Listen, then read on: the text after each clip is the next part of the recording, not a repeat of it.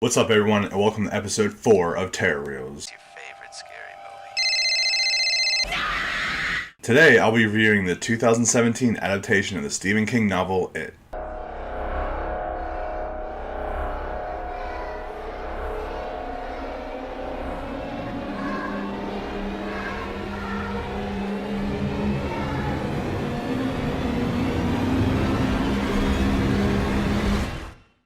Now, it's important to remember, this isn't a reboot of the 1990 miniseries. This is a whole new spin on the novel. We start in the town of Derry with Georgie and his brother Bill in Bill's room. But let's be fair, none of that fucking matters. Let's skip to the answer the biggest question the horror community had when they announced this movie. Did they show Georgie getting his arm ripped off?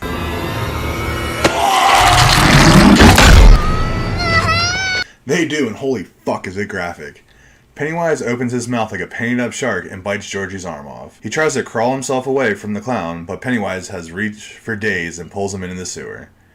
In the 1990 It miniseries, Pennywise always just felt like a regular, everyday clown to me. In the 2017 adaptation, they really pushed the fact that Pennywise, the dancing clown, isn't just something from this earth or dimension. He's just what our puny brains can comprehend as him, our biggest fears. We see Mike trying to kill a sheep with an air gun. He just can't do it, and his grandpa takes care of business, while giving his grandfatherly advice. I wish they kept Mike a bit closer to how he was in the book. He was a history major, and was a predominant character. Honestly, if you took him out of this movie, nobody would really notice. We cut back to Richie, Bill, Stanley, and Eddie walking through the halls talking about Stan's upcoming bar mitzvah, and dipping and dodging trying not to get beat up by Henry, Bauer, and his goons. Then we're introduced to Beverly as she smokes in the bathroom like a rebel before they dump fucking garbage water on her. Such a loser. Well, at least now you'll smell better. I'm surprised she didn't burn down the school after that. I know I would have if that would have happened to me. Outside, we see the local new kid, Ben. He acts like a giant doofus when he meets Beverly. Like DJ Run for Cover, Ben loves some new kids on the block. Beverly goes to sign his yearbook, and Ben is absolutely smitten as he drags his headphones on the ground as he walks away.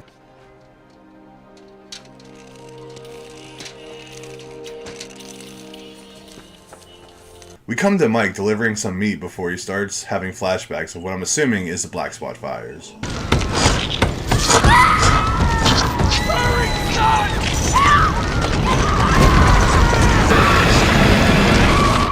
According to the Wikipedia page, in this adaptation, the Black Spot was burnt down by a cult in 1962, but in the book it was burnt down by the Maine Legion of White Decency, which I have a strong feeling that Henry's father was a part of. Get the fuck out of my town! Stan's studying for his bar mitzvah.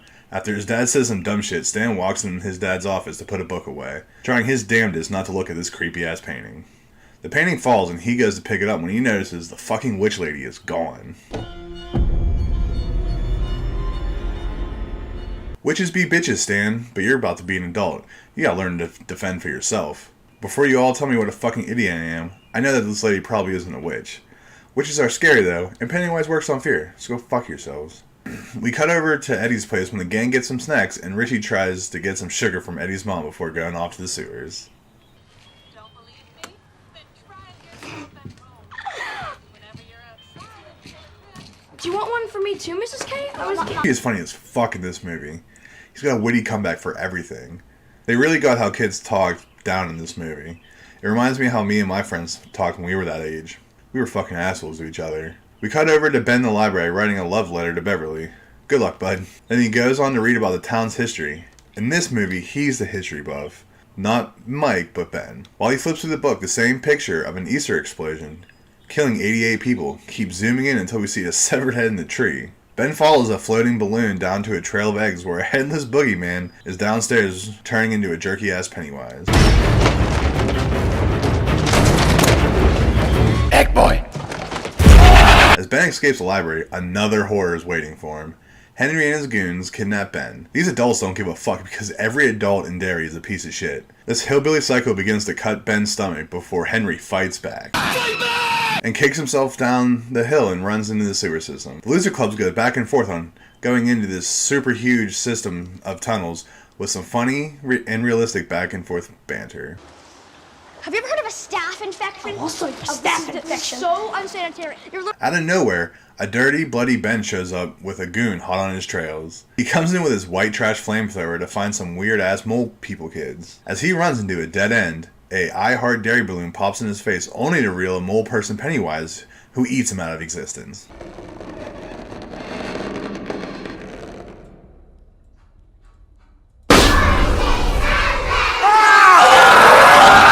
The gang grabs supplies to make sure that Ben doesn't die, but they can't afford it. Bev decides to help them out by distracting this perverted pharmacist so they can steal the supplies. She's a real trooper and even swipes a pack of smokes for herself. The next day, we find the Losers Club spitting loogies into the quarry. Richie lets out a loud, "What the fuck?" as Bev shows them all up by being the first one who jumps in the water. Bill mentions a turtle. They actually bring up turtles in this version. The gang runs over to Ben's house. They see his Charlie Days string-like diagram on the walls of all the fucked up shit that's happened in Derry. Well, it's not all fucked up, right, Richie? Derry started as a beaver trapping camp. Still is, am I right, boys? Bev finds and quickly hides Ben's new kid on the block poster from the gang before we cut to Eddie walking down the infamous Needbolt Street. Playing the song of our country with his hand flute, he drops his pills only to be helped out by the friendly neighborhood leper who turns out to be Pennywise holding a fuck ton of balloons. They all pop, and Eddie shits his pants.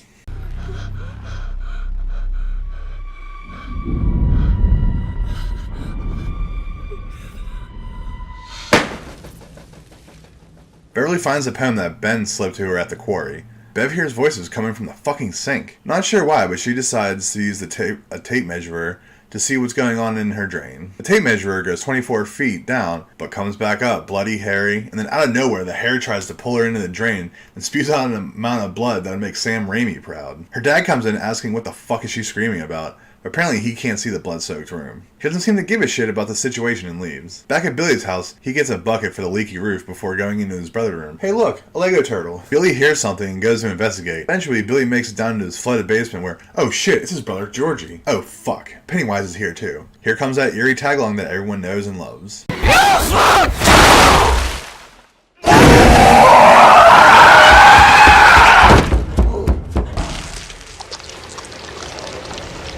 Man, I love that scene. Pennywise using his dead brother as a puppet to scream "You'll float too," just to put fear into his brother's heart is so fucked up. I love the way he slides his face away from the steps. They really made Pennywise feel like a fucking monster that he deserves to be in this movie. The boys roll over to Bev's to help her clean up the mess. We get a cleaning montage while 6 different ways plays by the Cure. Beverly brings up the poem, but Bill doesn't fuck with poetry, and Beverly gets confused because who else could have gave her the poem? As the Losers Club ride around talking about Pennywise, Wait, can only virgins see this stuff? Is that why I'm not seeing this shit? they notice that there's an empty Joe Dirt car and Mike's bike laying there. They know this is no fucking good. They run down to find the goons trying to rub Mike's face into the meat, while Pennywise enjoys some meat of his own. Right before Henry bashes Mike's face in with a rock, Beverly chucks a rock and hits Bowers in the head. Good shooting, Tex. This starts an epic rock battle. My friends and I did this as kids. It was always a fun time. The Losers Club wins. Go blow your dad, you mullet-wearing asshole! This rock fight leads to Mike being accepted in the Losers Club. Hey look, Batman and Lethal Weapon 2 is playing in the theaters behind him. While I've been watching that, the Losers Club figure out that Pennywise shows his ugly mug every 27 years. They head over to Billy's house and try to figure out a plan as their projector starts living by its own rules. His mom turns into Pennywise and they freak the fuck out. He comes out the fucking wall. A lot of people thought this was a cheap thrill, but it rules to me. I figured he would just kind of stand in front of the screen. It was a good scare. After some bickering, they decide they're going to go to 1313 the house on Needbolt Street. Eddie, Billy, and Richie go in, and Richie finds a missing persons flyer of him fucking self. Fuck that. If I were to have found that myself, I would have shit my pants just like Richie did. After being calmed down, they roll upstairs, where they inevitably get separated. The leper makes Eddie pass out and falls through the fucking floor and breaks his arm.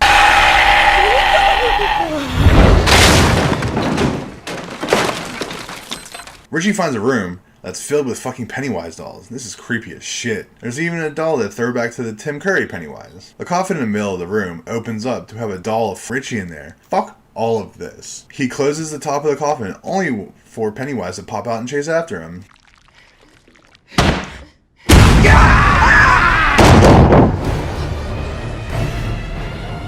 Beep, beep, Richie. Back to Eddie downstairs, tending to his arm as in a Rubik's Cube version of Pennywise comes out of the fridge, and Swagger steps over to Richie to get him nice and full of fear. Upstairs, a possessed version of Eddie pops out through the hobo piss-covered mattress and asks if they want to spit loogies before a waterfall of burning blood flows out of his mouth and flows towards Richie and Billy, forcing them to go through one of these 3 game show doors.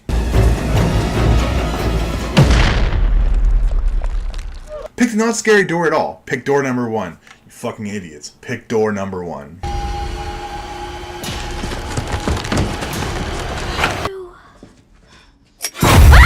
Fuck, that door was scary. What kind of game show is this? They power through it only to hear Eddie scream. Pennywise says some shit that's totally over the line. This isn't real enough for you, Billy. I'm not real enough for you. Oh, shit. It wasn't real enough for Georgie. Pennywise starts charging after Billy, only to get an iron rod through the face. Thanks, Beverly. I love that the blood flows up like this. It's the little things in this movie that really makes it for me. It makes him feel like he's a real Lovecraftian creature, and the clown is the only way we can comprehend him. Pennywise slashes Ben's gut before retreating down the well. They get the fuck out of the house, only to see Eddie's mother. She helicopter moms Eddie away from the gang. The gang gets into a fight over the absurdity of this whole situation, and this breaks up the Losers Club. For now, at least. Because without the club, this movie would be over. We still have 45 minutes and a part 2 to go through. Some time goes by, and we come back to Henry being a psychopath before his dad comes to scare him straight. Which is probably how Ben became a psychopath from the start. Hey!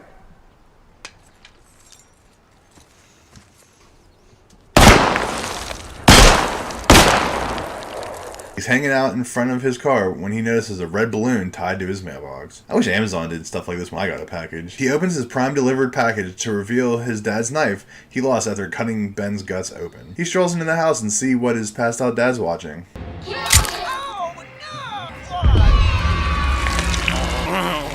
done, Henry. Holy fuck, that oh no sound clip that plays when Henry sticks his dad in the third is pretty amazing. We cut to Bev trying to leave her house, but her weirdo dad has locked the door from the inside. When doors are locked from the inside, that's never good. Her dad asks about the poem he found, and he's not happy. He then goes and gets creepy as fuck, but Bev isn't having it and pulls away. Her dad overpowers her, and she's on the ground until he gets fucking kneed in the dick. Bev runs to the bathroom, and as her dad kicks in the door, he gets fucking brained with the lid of the toilet bowl.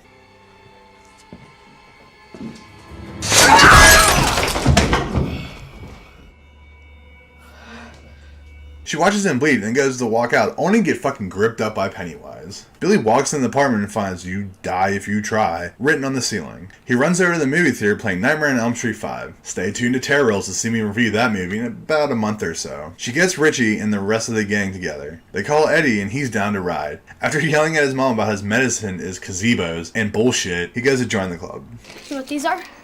They're gazebos! They're bullshit!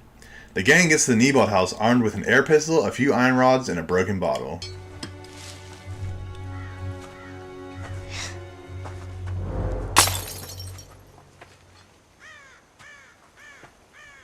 At least you tried. They enter her house and head for the well in the basement, and begin the adventure down the well like a good Goonie adventure should. Back to Beverly in the sewer system, she looks up at a circus crate for Pennywise and a huge mountain of dead bodies and shit floating around. I know a lot of people thought this was stupid. No. This finally gives real meaning to the "You'll Float 2" catchphrase that everybody knows. The book nor miniseries ever really touched on the "You'll Float 2" line outside of the balloon. This is a great image, and this would truly be glorifying to see.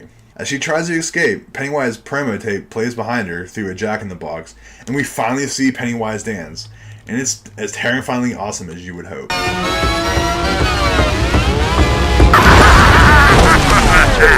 Pennywise goes to smell Bev's fear level, and upon noticing that her fear levels are pretty minimum, we finally get to see some deadlights, and they are actually pretty scary. The deadlights in the miniseries were pretty fucking weak.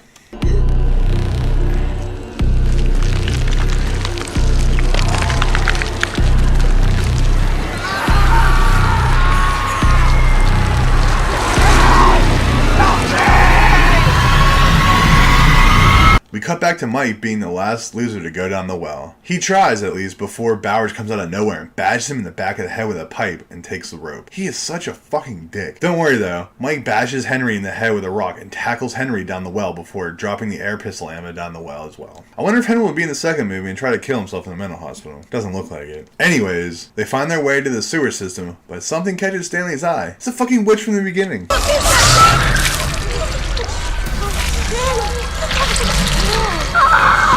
Pennywise knows just how to fuck with people. Bill sees his brother Georgie and chases after him. The gang finds Bev floating after finding some severed heads in the water system. They can't wake her up. Ben does the only thing a 12-year-old fairy tale reading kid would think to do in this situation.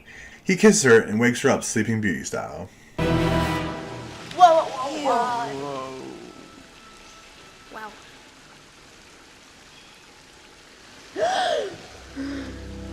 Billy finally finds his brother. The one thing he's been trying to do this entire movie. They have a pretty heartwarming moment together before. But you're not Georgie.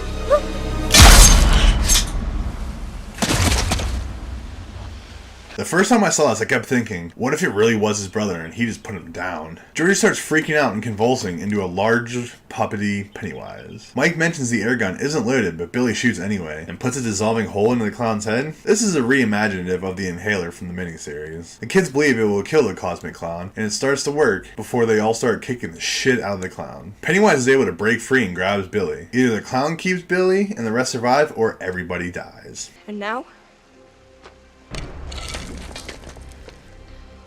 I'm gonna have to kill this fucking clown. Hell yeah, Richie. Never give up, never surrender. You continue to beat the fuck out of this clown as he really reaches into his bag of tricks to become the thing these kids fear. The arm of everybody who died in the Black Club, the witch, a spider, a zombie with rags, a leper who pukes on Eddie, and even Bev's dad. Bev rams a rhubarb pipe down his throat, and it is a critical hit. Pennywise retreats into the well and whispers fear as he backflips down the well.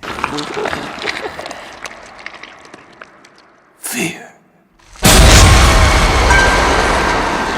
Pennywise finally knows what fear feels like as his head dissipates and floats away with him, dropping into the well. It's finally over. The Losers Club won, for now at least. The group hugs it out as it finally sinks in for Billy that his brother's gone. We flash forward a month later with everyone sitting in the field saying their goodbyes, but not before making a blood pact that if this piece of shit clown ever comes back, they'll reform the Losers Club and fuck his shit up once again. And there you have it. That's 2017's It, directed by Andre Muschietti? I'm not sure how to say that. I just say that I fucking love this movie. I think it's way better than the miniseries ever was. I know that the miniseries was made for TV, but people still say it's one of the scariest movies of all time.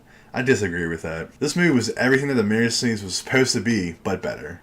Bill Skarsgård made for a better Pennywise. I know I'll get shit in my comments for saying that. While Tim Curry is a good actor, Skarsgård played such a better Pennywise. He made Pennywise feel like the cosmic terror that he was meant to be. The way he talked, moved, and even the tricks he did with his eyes. Now we have to wait for part 2 for the new and improved It series, which is supposed to come out in theaters September 6th of this year. I hope everyone enjoyed this episode of Terror Reels. My next video will start off the review of the Nightmare on Elm Street's franchise, and you don't want to miss that.